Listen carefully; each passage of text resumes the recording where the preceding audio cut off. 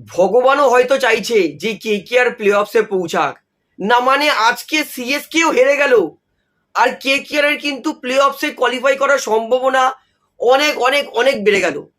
কারণ এই মুহূর্তে সিএসকে তারা কিন্তু আর 16 পয়েন্টে পৌঁছাতে পারবে না। কেকেআর এর একটাই ভয়, যেন আর একটা দল 16 পয়েন্টে না পৌঁছায়, সেটা হচ্ছে রাজস্থান রয়্যালস। রাজস্থান রয়্যালস তারাই একমাত্র বেঁচে আছে যারা 16 পয়েন্টে পৌঁছাতে পারে।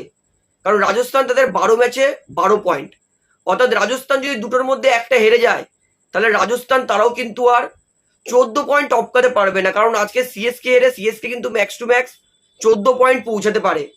অর্থাৎ এতদিন কেকেআর চাইছিল যাতে পাঞ্জাব, রাজস্থান, সিএসকে এরা হারে, এইবার উল্টো হয়ে গেছে। এইবার পাঞ্জাব, রাজস্থান, সিএসকে তারাও ভগবানের কাছে প্রার্থনা করবে যেন কেকেআর হারে। মানে ভগবান সত্যি বলতে কেকেআর কে দুহাত তুলে আশীর্বাদ দিচ্ছে জাস্ট।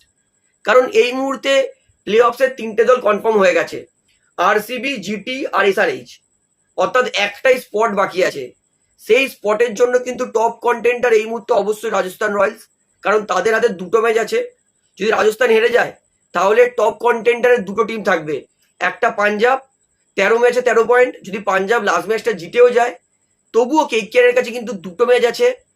2টো ম্যাচ যদি অবশ্যই কেকেআর 15-15-30 রানের ব্যবধানে জেতে আর কেকেআর আপকামিং 2টো ম্যাচ যদি কনফার্ম জেতে, তাহলে আমি বলবো কেকেআর ফ্যান্সদের কিন্তু প্লে অফস খেলার স্বপ্ন পুরো পূরণ হয়ে যাবে।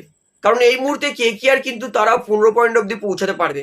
অর্থাৎ কেকেআর ফ্যান্স ভগবানকে ডাকুক কালকেরে মানে টুমরো যেন রাজস্থান রয়্যালস হেরে যাক, তাহলে পুরোপুরি অঙ্ক পরিষ্কার হয়ে যাবে যে কেকেআর তারা যদি লাস্ট 2টো ম্যাচ জেতে তাহলে কিন্তু কেকেআর চোখ বুঝিয়ে 500% কনফার্ম কেকেআর কিন্তু প্লে অফসে পৌঁছাবে।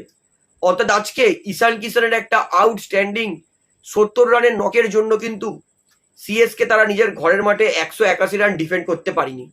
অর্থাৎ খেলাটা লড়াই হয়েছে কিন্তু শেষে ঈশান কিষান আর হেনরিক ক্লার্কসন দুজনে অনেক মেরে কিন্তু ম্যাচটাকে একতরফা করে দিয়েছে।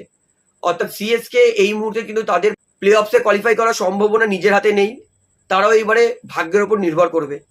তো আমি ভগবানকে বলবো, ভগবান কেকেআরকে অনেক আশীর্বাদ দিয়েছেন, আর একটু আশীর্বাদ দিয়ে দিন যেন এর পরের ম্যাচে রাজস্থান হেরে যায় আর কেকেআর আপকামিং 2টো ম্যাচের মধ্যে 2টো ম্যাচ জিতে। আমাদের সবার স্বপ্ন যে কেকেআর এত খারাপ সিজন শুরু করা সত্ত্বেও কেকেআর কিন্তু এখন প্লে অফসের দৌড়ে আছে, প্লে অফসে কোয়ালিফাই করতে পারে। তো আমি তো বলবো কেকেআর ফ্যান্স ভগবানকে ডাকুন যাতে কেকেআর জেতে আপকামিং 2টো ম্যাচ। এবার আমারও কিন্তু মনে মনে একটু ভরসা পাচ্ছি যে হ্যাঁ, হয়তো কেকেআর প্লে অফসে পৌঁছাতে পারবে যদি ভগবান আশীর্বাদ থাকে তাহলে। তো অবশ্যই আপনার কি মনে হয় কেকেআর কি প্লে অফসে পৌঁছাতে পারবে? অবশ্যই কমেন্টে জানাবেন। এবং কেকেআর এর যে প্লে অফসে কোয়ালিফাই করার সম্ভাবনা বাড়লো এই ভিডিওটা শেয়ার করে কিন্তু সবাইকে জানিয়ে দেবেন। তো ভিডিওটা এখানে শেষ করছি, আশা করি ভালো লাগলো। তো ভিডিওটি ভালো লাগলে অবশ্যই লাইক করুন, কমেন্ট করুন, শেয়ার করুন এবং চ্যানেলের নতুন সকলকে অনুরোধ করে রাখবো যেহেতু এইখানে আপনারা খেলার সমস্ত রকম আপডেটস পেয়ে যাবেন, তারা অবশ্যই পাবলিক ভিউ কলকাতা চ্যানেলটিকে সাবস্ক্রাইব করে বেল আইকন প্রেস করে অল করে রাখবেন। ধন্যবাদ।